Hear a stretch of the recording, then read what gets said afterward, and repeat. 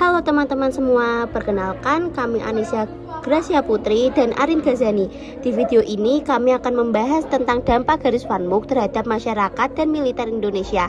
Namun sebelum masuk ke pembahasan utama, kami akan menjelaskan terlebih dahulu secara singkat tentang perjanjian Linggarjati dan perjanjian Renville sebagai latar belakang terbentuknya garis FANMUK. Jadi, perjanjian Linggarjati itu apa sih teman-teman? Perjanjian Linggarjati merupakan perjanjian antara Indonesia dan Belanda untuk menyelesaikan konflik setelah Indonesia merdeka. Tujuan perjanjian ini adalah keinginan kuat Indonesia untuk memperoleh pengakuan kemerdekaan dari Belanda. Selain itu, Indonesia juga ingin kemerdekaannya diakui oleh internasional. Dengan begitu, Indonesia akan mendapatkan dukungan untuk melawan penjajah dan masuk mendukung adanya HAM. Perjanjian Linggarjati ini dilaksanakan pada tanggal 11 November 1946 sampai dengan 13 November 1946 di Linggarjati, Kuningan, Jawa Barat. Lalu, apa sih perjanjian Renville itu? Perjanjian Renville adalah perjanjian pada tanggal 17 Januari 1948 antara Indonesia dan Belanda yang berisi gencatan senjata serta pengakuan terhadap garis FANMUK sebagai batas wilayah. Lalu, apakah teman-teman tahu apa sih itu garis FANMUK dan apa saja dampaknya bagi masyarakat Indonesia dan juga militer Indonesia? Mari kita simak di video selanjutnya.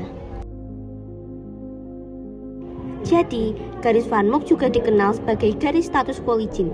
Garis ini dinamakan berdasarkan Hubertus FANMUK, yaitu perbatasan buatan yang memisahkan wilayah milik Belanda dan Indonesia pada masa Revolusi Nasional Indonesia.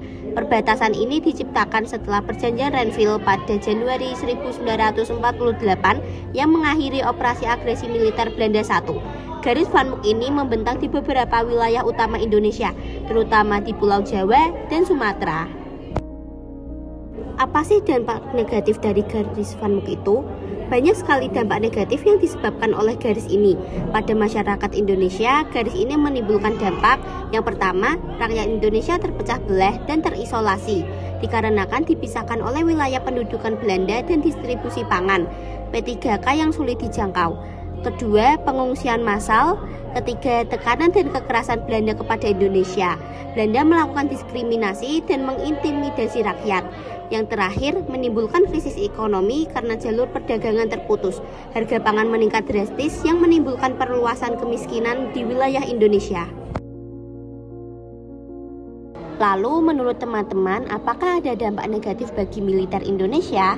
Jadi, dampak negatif dari garis FANMUK terhadap militer Indonesia itu ada teman-teman. Di antaranya adalah yang pertama, wilayah TNI menyempit. Banyak daerah penting dikuasai Belanda sehingga wilayah Republik berkurang. Yang kedua, posisi TNI terdesak. TNI harus mundur ke pedalaman dan sulit menyerang. Yang ketiga, logistik terganggu. Persediaan makanan, senjata, dan obat menjadi terbatas. Yang keempat, strategi berubah menjadi gerilya. TNI menggunakan taktik serangan kecil dan berpindah-pindah. Yang kelima, komunikasi terhambat. Antar pasukan sulit berkoordinasi karena wilayah terpisah. Yang keenam, pasukan terisolasi. Beberapa TNI terjebak di daerah Belanda tanpa bantuan. Yang terakhir, memperlemah kekuatan militer. Kondisi ini membuat kekuatan TNI menurun sementara waktu. Jadi, itu semua penjelasan dari kami tentang garis FANMUK yang ada di Indonesia. Semoga teman-teman bisa memahami dari penjelasan kami. Terima kasih dan see you next time.